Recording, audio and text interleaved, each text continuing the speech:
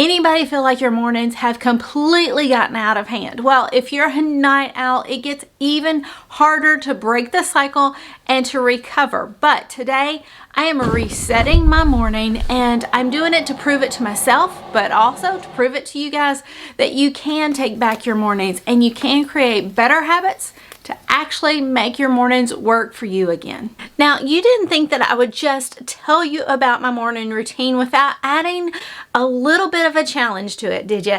So today we are starting the timer, and we're gonna see if I can get as much done in 30 minutes as possible, just to prove a point that you can in fact get a ton marked off your to-do list in less than 30 minutes. So let's get busy. So before I even get out of the bed, my procrastination nature kicks in and tells me, I don't want to, just 5 more minutes, just hit snooze. So before I even give in to that very strong desire, I have to pull into my Mel Robbins and do the 5-second countdown. And that just means that as soon as my eyes open up, I've got to count down literally out loud sometimes, and then make myself get up and face my day and get moving. And let me tell you, when I get out of that bed and I just take that first step, all the other things start to fall into place, and I'm not starting my day behind schedule. So count down anytime you hesitate or you just don't want to do a task. Take a deep breath in, count down 5, 4, 3, 2, 1, and off we go.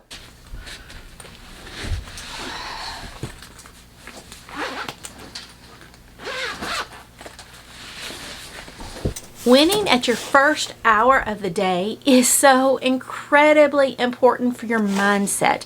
So if you put on that negative mindset of, I don't want to get started, I'm tired, you know, the kids are terrible, everything, that's the day you're going to have. You preset yourself up for failure because you came at it with the wrong intent. So what Mel Robbins is saying is that during your first hour, she wants you to set yourself up with all positive wins so that when you face the rest of the day, you can already say that you got things done. You're in the right mindset for productivity, for, you know, happiness, for joy, for just all the good things, good vibes coming your way, right?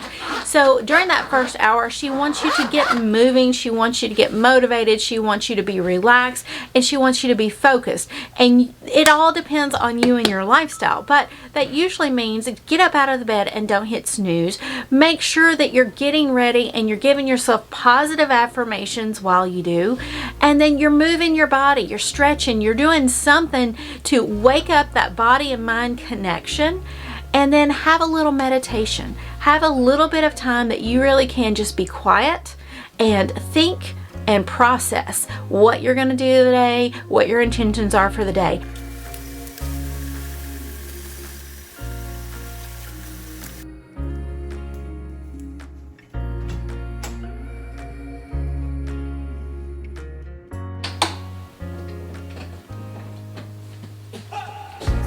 Oh no, you guys, we gotta get moving. I'm running out of time.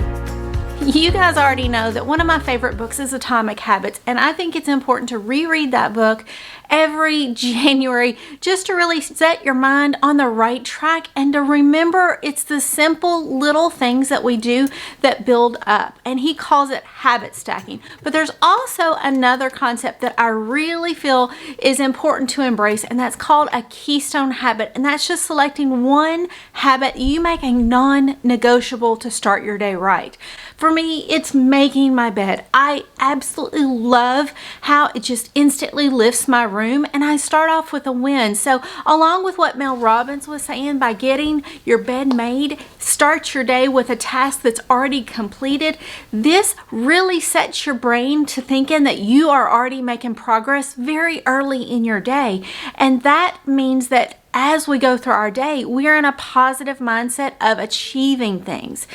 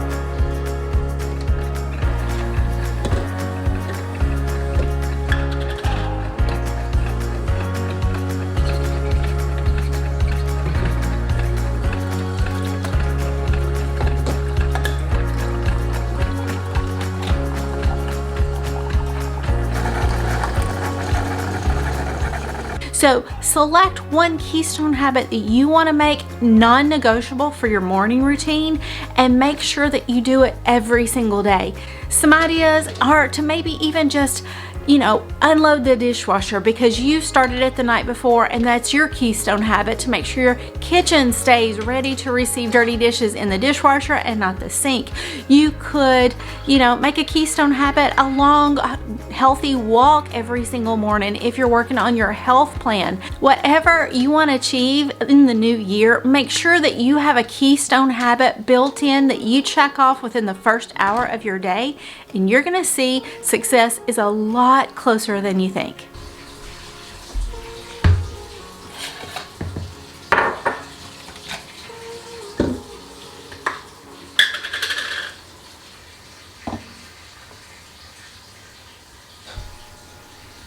Mel Robbins emphasizes the importance of having good intentions during your first hour of the day.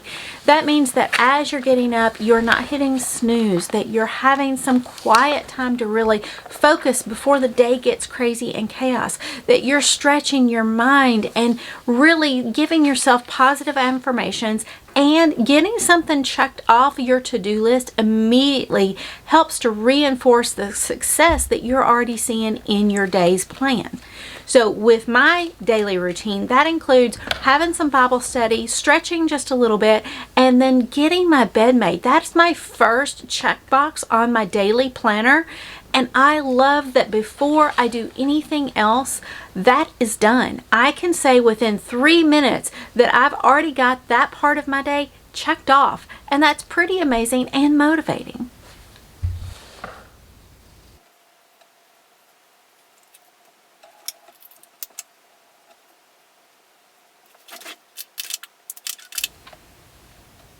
Another really good thing to do is habit stack, like I was saying, and I always tie in an anchor habit with a habit I'm trying to get better at. So one of the things that I've done for years is after I brush my teeth, I just take my towel, wipe things down. It's already wet, so just wipe it real quickly.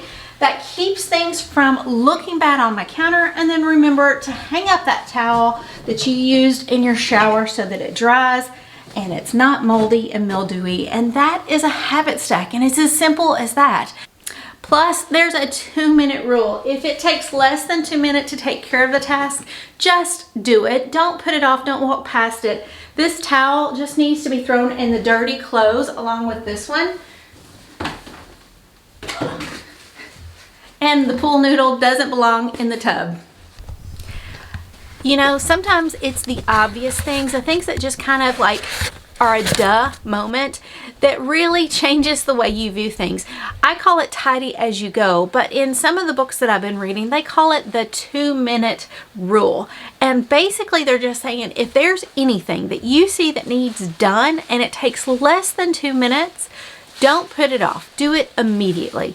I call it tidy as you go because as I'm walking through the living room, if I see a pillow on the floor, I just throw it back where it belongs. If I see shoes, I pick them up and I take them where they need to be.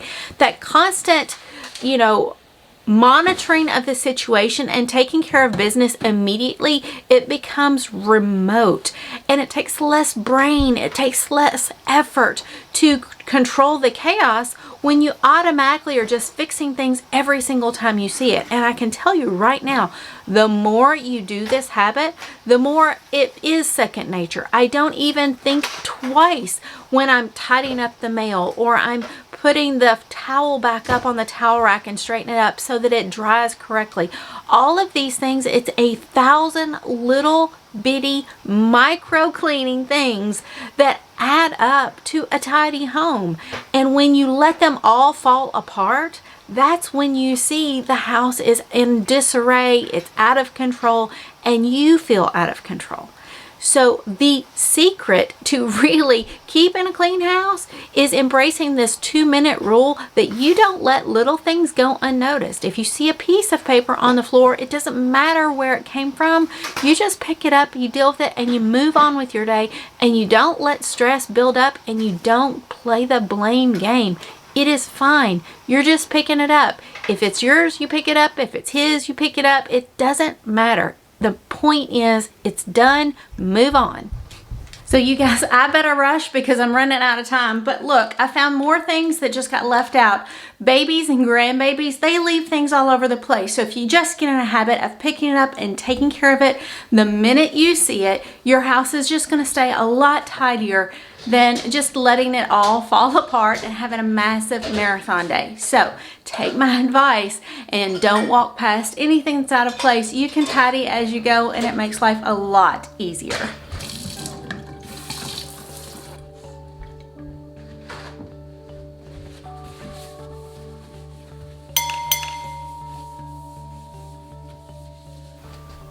There's just one more thing we've got to do before you run away, and that's a quick prayer.